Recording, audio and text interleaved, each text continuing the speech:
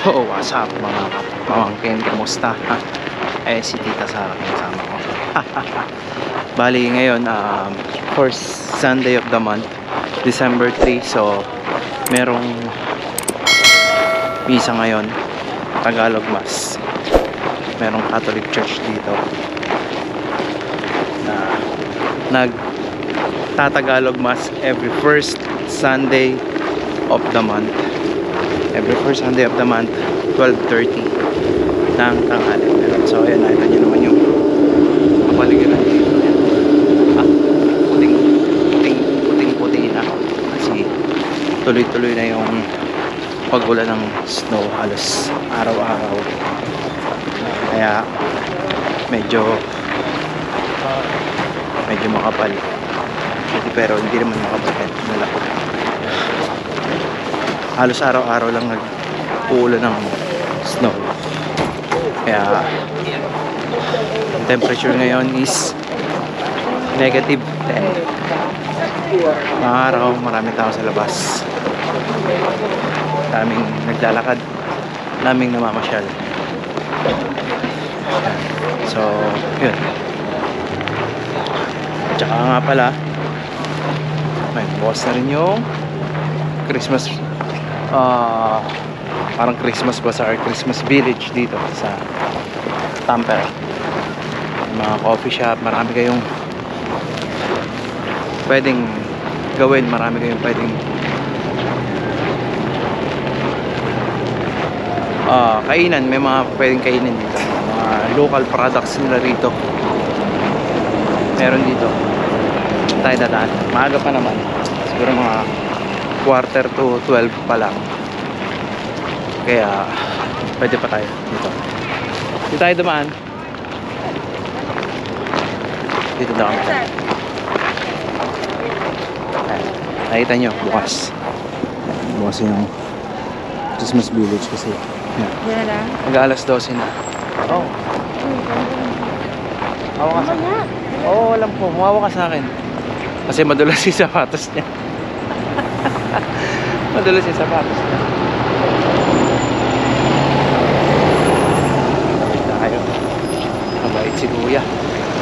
Ayan, actually ganun talaga dito pagka hindi ko lang punta. Nasa tamang tawiran kami pero buti na lang pinatawid kami. Pero yun, ayan, nakita niyo. Ayan, may carousel para sa mga bata. Ayan. Hindi kami nakapag-nood ng parada tsaka yung lightning ng Christmas tree dito sa Tampere. Hindi na kami hindi na kami nakapunta, hindi na kami naka-attend. Pero dito lang kami dadaan. Kaya ayan, ito nyo, mga local products nila. Gloves, mga kandila, mga wands, handcrafted items, marami. Ayan.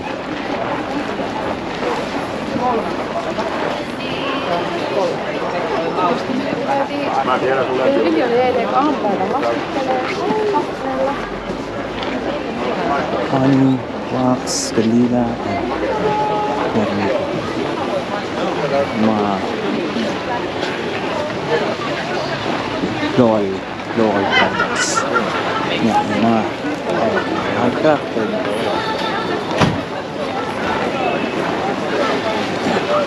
Yung mga marami kayong pwedeng puntahan or marami kayong pwedeng kainin, marami kayong pwedeng bilhin dito. So kung gusto nyo ma-experience yung mga local products nila, pwede kayong pumunta rito. Ayan. Ito yung caramel nuts. Ang tawag dito, parang pili sa atin. Ayan, pwede kayong bumili na. So lakad pa tayo, medyo mga ilang minuto, siguro mga 10 minutes na lakad. So yun, kung gusto nyo pumunta, pwede kayong bumisita dito, pwede kayong kumain or ma-experience yung mga local products or local foods nila. Dito na tayo naman sa gilid ng Christmas tree. So yun, balikan ko kayo mamaya.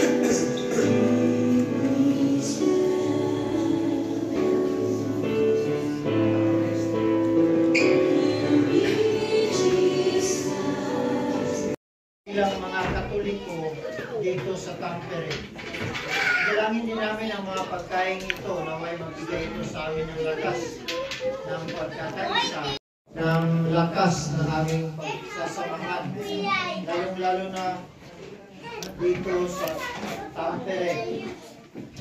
Naway dalangin mo ang bawat isa sa amin, lalong-lalo na ang aming mga pangangailangan sa bawat isa sa mga obligasyon ng mga gawain araw-araw. Ito ay aming inihiling sa pamamagitan ni Kristo na aming Panginoon. Amen. Amen. Sa ngala ng Ama, ng Anak, ng Espiritu Santo. Amen. Ata! Ata! Kaya na lang ito.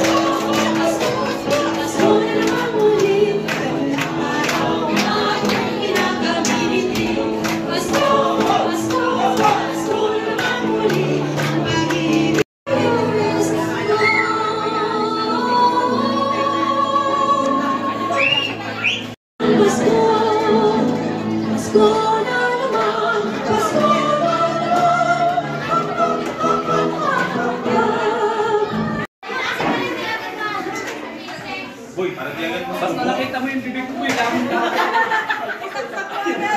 Dapat ubusin ko kayo, ha?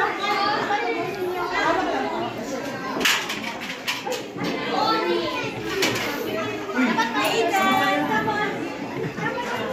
Wala lang tayan. Dapat maitan.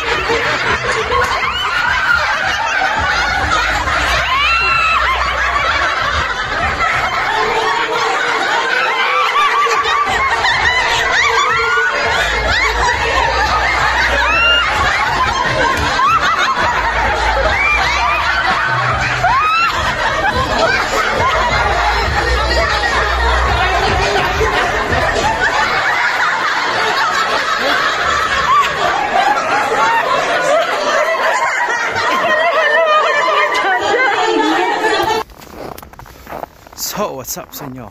Pamangkin, kamusta? So, yun, bali ang nangyari kagabi, kahapon yun. Napakasaya. Maraming nagdala ng pagkain, maraming nag-share, So every first week of every first Sunday of the month merong Tagalog Mass dito sa Tampere. Nakita nyo naman, grabe, napakalamig, -14. Nakita nyo naman, sisimula na siyang mag freeze o mag-yelo. Simula nang tumigas yung lake, nagyayelo na yung lake. So napakalamig sobra. Ayan, nakita nyo naman, nilalakaran ko. Oh, napakalamig sobra. Napakalamig, grabe. Pero sobrang ganda pa rin ng lugar, sobrang ganda. Yun nga lang, talagang as in napakalamig dito. Ay, grabe.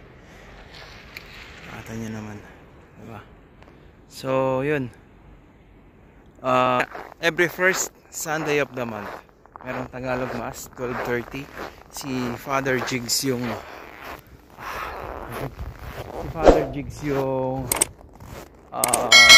nagmimisa. Ang daming pagkain, may mga palaro, may mga, siyempre yun nga, parang banding na lang din ng ibang mga Pilipino dito sa Tampere. Kasi halos konti lang din naman talaga yung konti, kumbaga parang dumadami na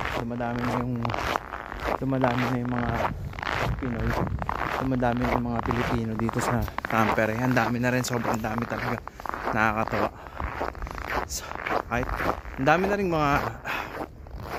rin nating subscribers na nandito na rin sa Finland actually. Tsaka ayun, muli maraming salamat dun sa lahat ng mga nagtatanong, sa lahat ng mga nag-PPM, paano yung ganito, paano yung ganyan. So yun, sana makarating din kayo rito, madala nyo yung family nyo. Baga, yun naman yung goal natin lahat, na maging maayos para sa mga anak natin, sa pamilya natin, mas maging maayos yung buhay ko, mas maging maayos yung lahat. Although yun, maraming problema minsan, hindi naman maiiwasan yun, which is normal kahit naman nasa lugar ko. Yun nga lang, pagkakaiba dito kasi talagang napakalamig, grabe. Sandali, mag-gloves lang ako. Yun, nag-gloves na ako kasi talagang hindi ko na kaya. Talagang napakalamig. Parang anong nasa malaking freezer. Makikita nyo talagang yung paligid. Nakita nyo naman. Ayan, may jet ski pa nga pero ayan, nakita nyo yung paligid. Sobrang tuloy-tuloy na, halos araw-araw na nag-i-snow, halos araw-araw na umuulan ng snow. Pag nag-frozen na yan, siguro by next month or this month, pero pag next month, yan sobrang tigas na yan, kaya pwede na tayong lumakad dyan sa lake na yan. Kaya yun, unti-unti na, malapit nang liliwanag ulit. Kasi ngayon mas mabilis pa ring dumilim. Mas mabilis pa ring dumilim actually. Ano oras na ba? Magpo 4 o'clock pa lang, pero yung araw yun, palubog na. Diba? Palubog na yung araw. Tapos mga 8, 9 doon pa lang ulit magliliwanag. Tumutuloy yata yun. Sipon ko. Lakad-lakad lang ako actually, kagaling ko lang sa trabaho. Kaya yun, muli maraming salamat sa inyo. At huwag kayo magsasawa na manood at i-share yung mga videos natin dito sa Finland. Sana nga makarating kayo. Sana makarating kayo dito, yung family nyo, na ma-experience nyo rin yung yung White Christmas. Pero sa umpisa medyo enjoy, pero pagka yung ganito na, sobrang tagal na, sobrang lamig na talaga. Kaya yun muli, every first, ayun, ulitin ko ha. Every first Sunday of the month. Every first Sunday of the month, meron